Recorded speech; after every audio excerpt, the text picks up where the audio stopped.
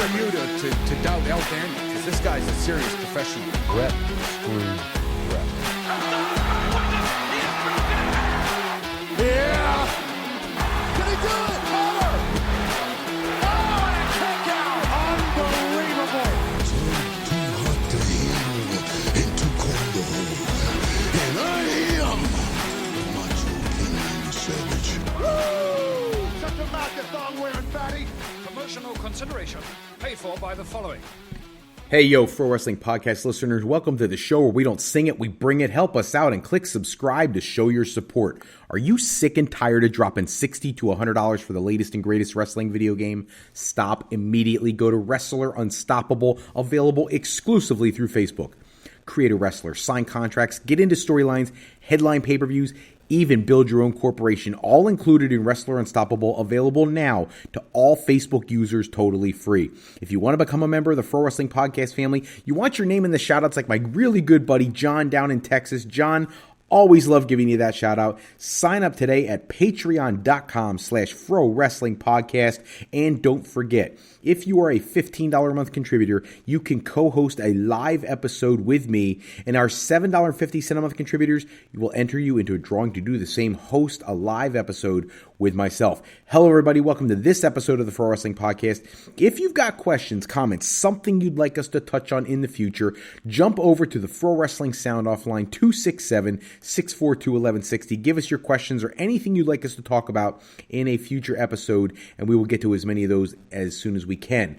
Got to jump into the news. Huge week for WWE, but today, man, it just keeps coming. We're going to start with what has gone on earlier in the week, and then we will get to the huge news of today. Let's start with the fact that Dwayne Johnson, The Rock, now owning his name after becoming a member of the board for TKO Group, he will be lending his services to the further and betterment of WWE for the foreseeable future. Talk about a guy who has his feet in so many ponds right now. He's part of the XFL/USFL merger into the United Football League. He's multiple brands of his own, whether it be his tequila business, whether it's his other business endeavors. He's also a part of multiple movie franchises. This guy is one of the highest grossing actors in all of Hollywood, one of the most sought after. So this guy is doing a lot of things, even gets conversations about being president someday.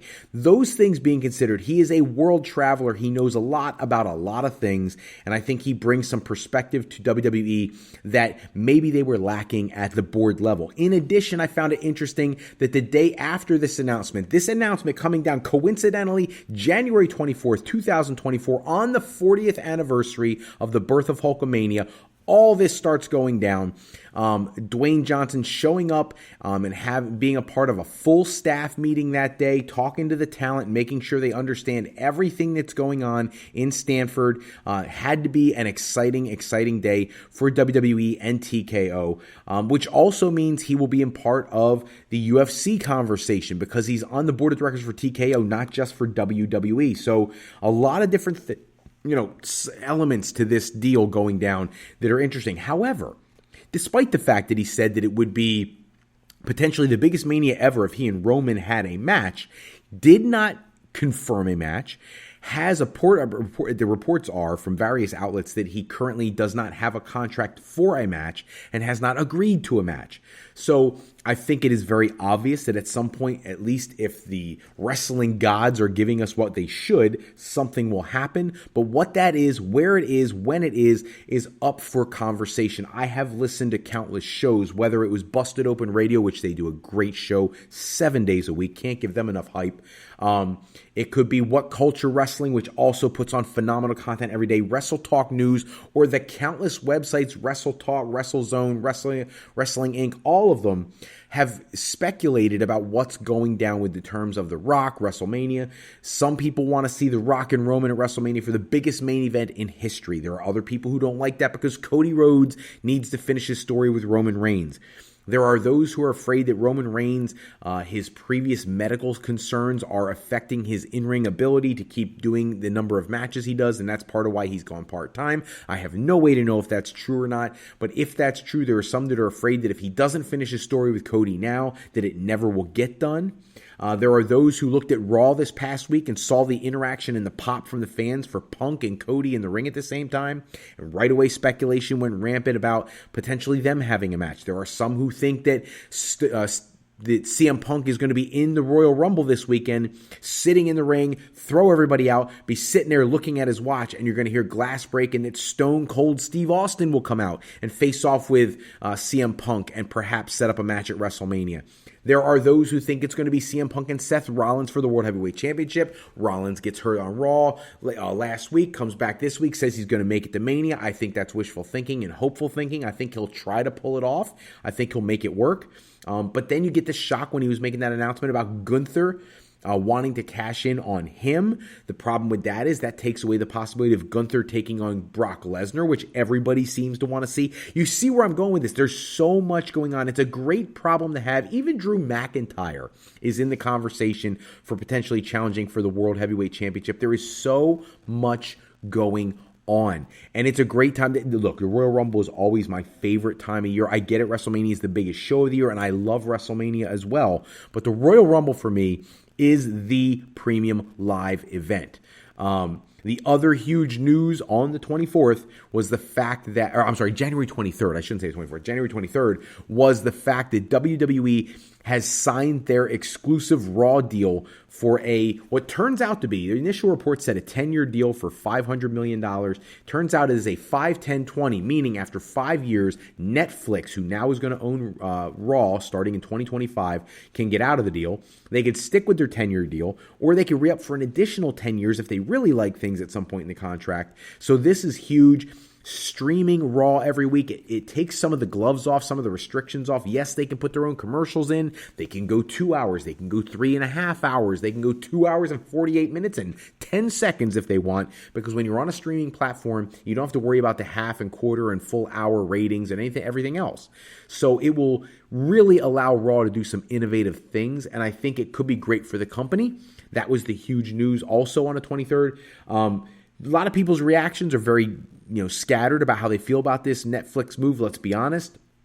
I think it comes in two different waves. And what I mean by that is someone like me, I might be the only one left on the planet, but I do not have a Netflix membership. So I don't have access to Raw starting January 2025, which tells me that when that happens, since I'm not paying for another service, these things add up. They become too much money. It's like paying old school high cable bills all over again. Instead, what will end up happening is I'll read the spoilers online every day, and then I'll go on YouTube and I'll pull up the highlights and see the highlights. That's what I'm going to be doing for 2025. The reason I said I think it's a multi-tiered approach is in 2026, the rights for the WWE Network through Peacock will come up for negotiation.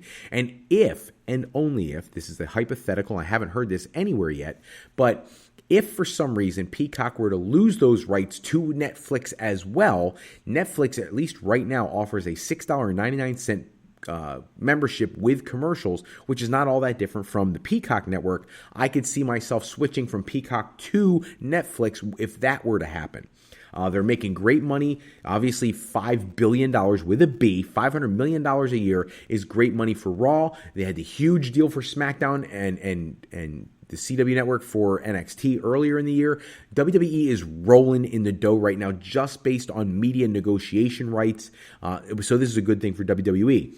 That being said, other news coming out this week is somewhat concerning for a lot of people. Let's start with really dumb stuff. Let's get the dumb stuff out of the way. Kevin Patrick, the announcer on SmackDown, is gone. As of today, he is officially released from the company. At first, it was announced he was going to be removed from the SmackDown League commentary team. It just wasn't working out, is the phrase I've seen everywhere. Now he's officially released, and it's a shame because he actually had travel planned for this week's Friday Night SmackDown, and he's just gone from the company at this point. He has a great background in media, SiriusXM, CNN International, other companies. I'm sure he'll land on his feet, but I don't know how I feel about the change. I don't think it really matters. I think what it proves is WWE is trying so hard to find somebody to replace Michael Cole and how great he is on the mic, and they're having a really tough time doing that. So I have to wait and see how that plays out. The other massive news, I'm going to get to some more fun stuff at the end, but the massive news of today is the lawsuit filed against Vince McMahon and John Laurinaitis, accusing them of sex trafficking. And what we're talking about is a young lady, and I don't believe in necessarily reporting the young lady's name. If you want to go search that up, that's more power to you. But the reality is, there is a non-disclosure agreement that was signed in 2022 from this young lady. She is coming out with this lawsuit because the terms of the non-disclosure agreement, from what the reports are that I'm seeing, is that Vince McMahon paid roughly $1 million of the money that was a part of that non-disclosure agreement and settlement, and then he stopped paying, and apparently he must have owed her quite a great sum more than that. And this suit is unbelievably damning. There is so much negative stuff in here, talking about meeting this young lady in his apartment complex he lived in, showering her with gifts, leading to an adult relationship, him giving her a position in WWE in 2019 that at some point in time frustrated other employees because she was essentially getting paid to do nothing, and that she felt like her job was unearned. And then it turns out that one of the reasons she was hired is that Vince McMahon was taking advantage of her in an adult manner. Now, I have young folks to tune into my show, so I'm going to keep it clean. Let's just say incredibly inappropriate things in many, many different ways. And that's bad enough as it is, but then turning her over to John Laurinaitis so that he could continue an interlude relationship with the young lady, and then eventually leading to what she describes as a full assault situation in WWE headquarters, where over the course of a couple days, apparently, she was assaulted in multiple times in many different ways. I'm going to keep it as PG as I can, but that is the news. The reality is Vince McMahon is promising to fight this. He swears he did nothing wrong, this, that, and the other. She claims the reason that McMahon only paid what he did, and that the only reason she signed the NDA was because he explained something about like his wife finding out about the relationship, and he wanted to keep it under wraps so his wife didn't take issue with it. I don't care how you cut this or what eventually comes of this. This is bad. This is what they were talking about Endeavor when they made the merger, because they knew Vince McMahon was going to be the one who could potentially bring the company down, because he is a threat to their long-term success because of his previous exploits.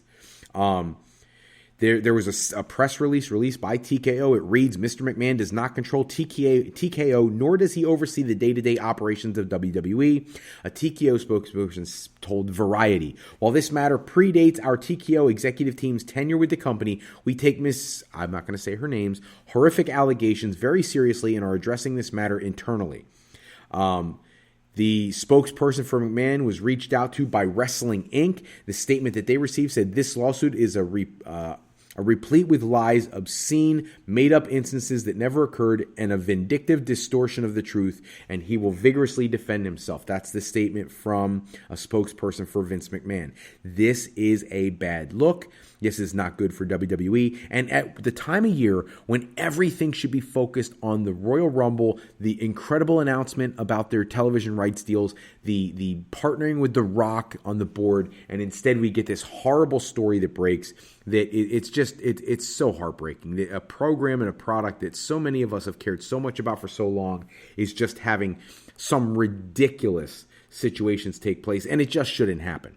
Now, I want to change gears a little bit for the last segment of the show tonight, and what I want to focus on is the Royal Rumble. We're heading into the Rumble. It's Saturday night. We're 2 days away. I'm excited. I can't wait to see it. Let's talk about a few things. First off, surprise returns, entrances, whatever you want to call it, debuts. Let's talk about what I think probably will happen. I think we will see Sonya Deville. She's been working out at the Performance Center. Multiple outlets are reporting that she's been very heavily involved in getting ready for return to the ring. I think that will happen. I think Liv Morgan will return to the WWE during the Royal Rumble because she also is cleared to come back and would be a great addition.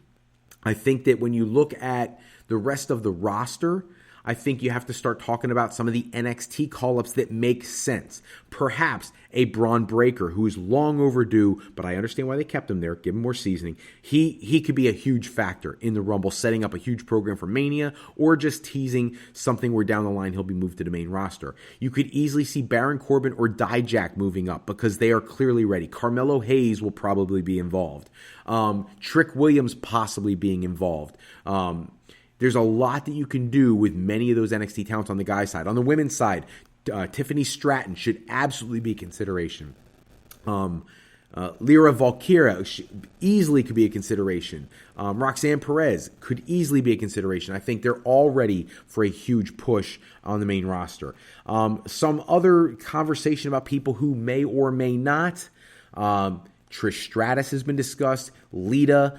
Michelle McCool will be there, as will The Undertaker. I don't think we'll see The Undertaker return. He's doing his stand-up program the night after. But who knows? You never know. He could show up at the Rumble and just get in there for a few bumps or whatnot, or throw a few shots and get taken out. But I think Michelle McCool is a realistic expectation.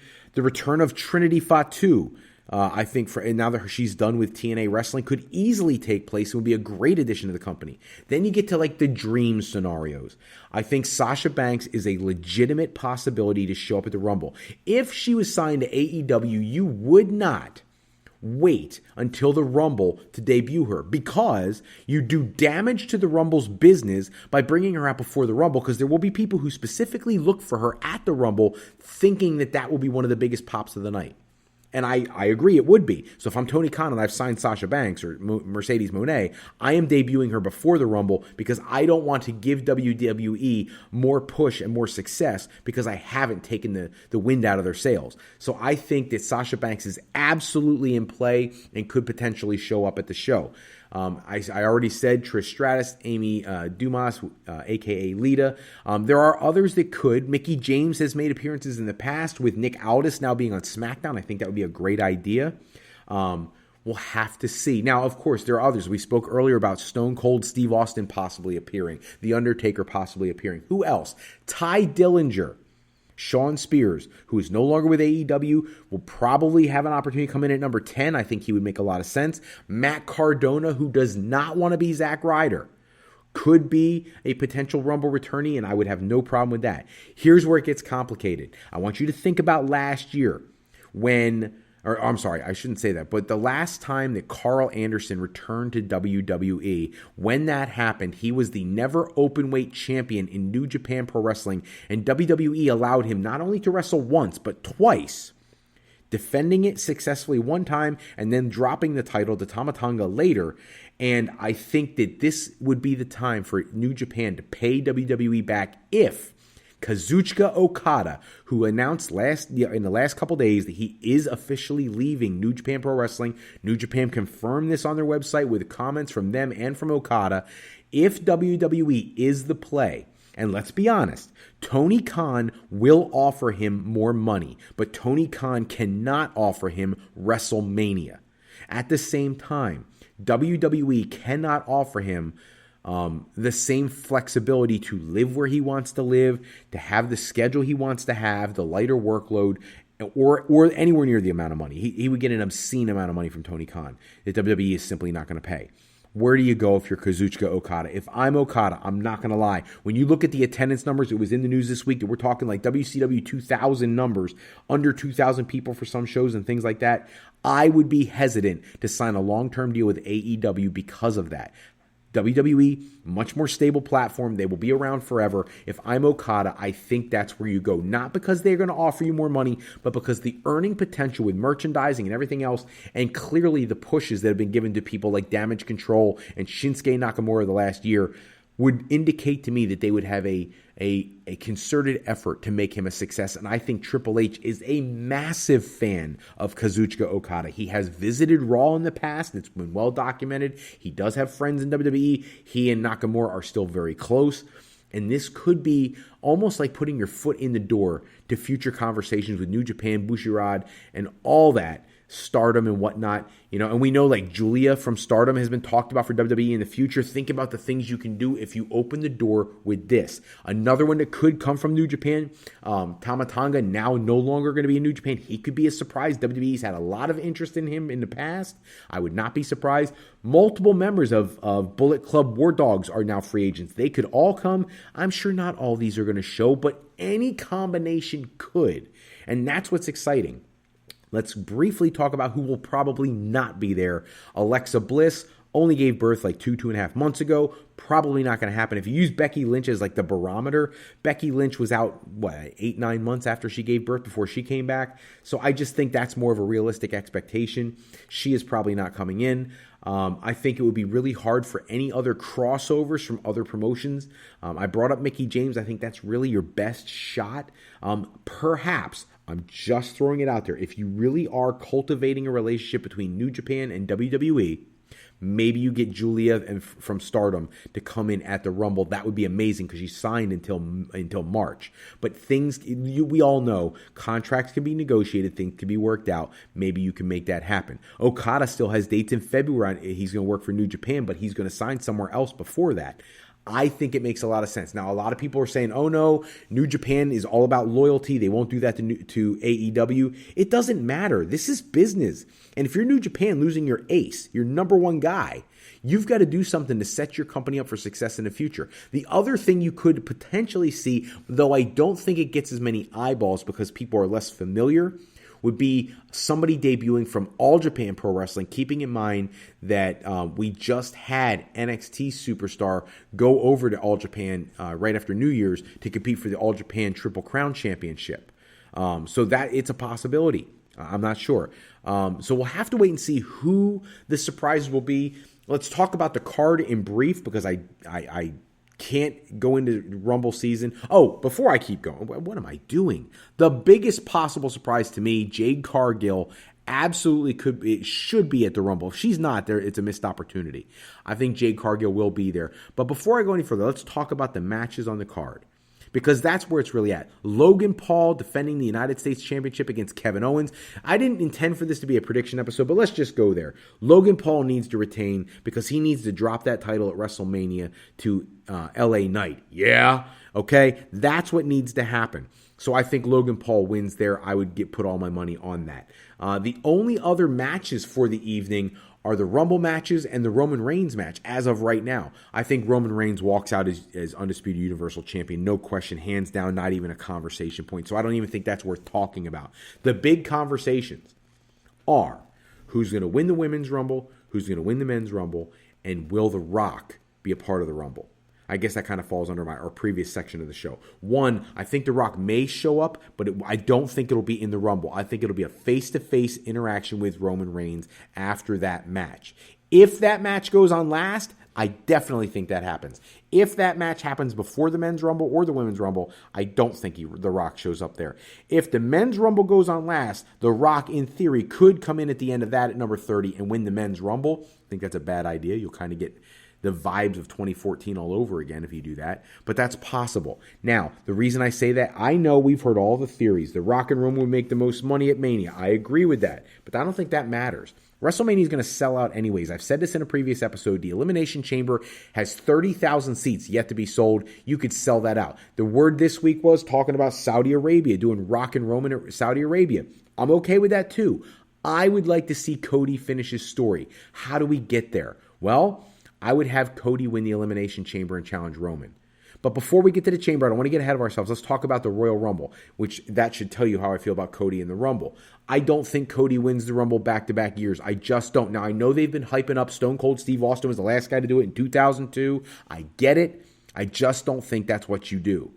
I think this year's Rumble has to be won by somebody that does something for the company that hasn't yet been done that they need to do, which is make the WWE World Heavyweight Championship meaningful, which means somebody who wins has to, on the men's side, has to challenge Seth Rollins for his championship. That being said, the plan all along has been CM Punk to challenge Seth Rollins. Then people got all in a tiff because of Gunther's response on Monday night, which, by the way, I thought Gunther was so professional on Monday night. I loved everything that went down with him and Seth. He made me appreciate him as a heel so much more than I ever have before. What an incredible, incredible character. That being said, Women's Rumble first. Ladies first. I'm a gentleman. The Women's Royal Rumble, I think there's a lot of candidates that could win. Nia Jax, Becky Lynch, Bayley, the returning Sasha Banks, Jade Cargill. There's a lot. But I look at what does this do for WrestleMania? I see two scenarios that I think are more likely, one that I'm less in favor of. I think the Men's Rumble is going to be won by somebody on Raw. If that's the case, then the SmackDown brand should win the Women's Rumble. That being said, one of the less desired outcomes to me is Becky Lynch winning so that she can challenge Rhea Ripley. I want to see the match at Mania. I just don't want to see it happen because of the Royal Rumble, because I think the men's Rumble needs to be from Raw. That being said, you have two ways to do this. One would be Sasha Banks returns when maybe all members of Damage Control are in the ring, and then they turn on Bayley and attack Bayley and have Sasha come out at the end of the Rumble and save Bayley, and either Sasha wins or Bayley wins fighting off Damage Control, and Bayley wins the Rumble to go on to challenge Io Sky. Or Sasha doesn't come back and she wins the Rumble anyways and just challenges Io Sky. I don't care how it is. My prediction is Bayley wins the Women's Royal Rumble. On the men's side of things, as I've been very clear about, it has to be somebody from Raw, in my opinion, because you need to elevate that WWE Heavyweight Championship. That being said, could it be Cody? It could. If it's Cody, I don't mind. I want to see Cody and Roman. I do. But I don't think you have to do it through the Rumble. Could it be Drew McIntyre? Absolutely. I don't think that's the right time for that. I think he'll get shafted at the end of the match so he can complain about how he got screwed again. That's where I think that goes. Could it be someone big like The Rock? And then it could be. If it is, I think, again, it's a waste of the Royal Rumble. I really do. I think you could do Rock and Roman without having to do all that. I've said previously, I'm a bigger fan of Rock and Roman at Elimination Chamber, and then The Rock working with Jimmy Uso against Jay and Solo at Mania. That I would do that in a heartbeat. That being said, what's left? CM Punk and Gunther. The plan all along has been CM Punk. Gunther made a compelling story. Here's what I believe. I want to see Gunther and Brock Lesnar more than I can possibly tell you. I think it really makes the card at Mania perfect. And here's the real reason I don't want Gunther to win.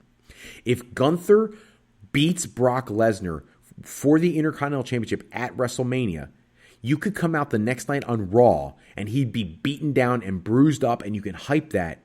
And finally,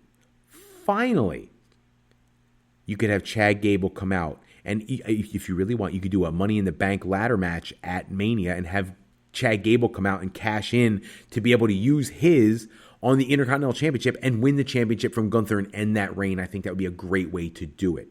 Well, when I threw that out to somebody else, they say, yeah, but you have Damian Priest already has a briefcase. I'm sorry. I'd have Damian Priest cash in the night of the Rumble on Seth Rollins, who would be sitting at ringside, win the championship at the Rumble, and then lose it at the Elimination Chamber just to get rid of that briefcase. Lose it back to Seth, and then go on from there just to get rid of that briefcase so you could do something with another Money in the Bank match at Mania. That being said, my opinion is there is no bigger match unless you're bringing Stone Cold Steve Austin in to wrestle CM Punk. Or if you really want to pull the trigger on Cody and CM Punk already, I think that's a bad idea. Save it for SummerSlam. I think CM Punk wins the Men's Rumble, that's my prediction, and cashes in on Seth Rollins, making that World Heavyweight Championship a legitimate championship title. That's the plan. That's where we're going. That's all the time we have for this episode. Check back with us next episode where we'll run down the latest wrestling news and rumors. Special thanks, as always, goes out to bensound.com, purpleplanet.com, and YouTube Music for producing all the music and sound effects we use in our show. Today's show is sponsored in part by Beazle Games. Bring a new friend to family game night. It's easy. Use sketchy people.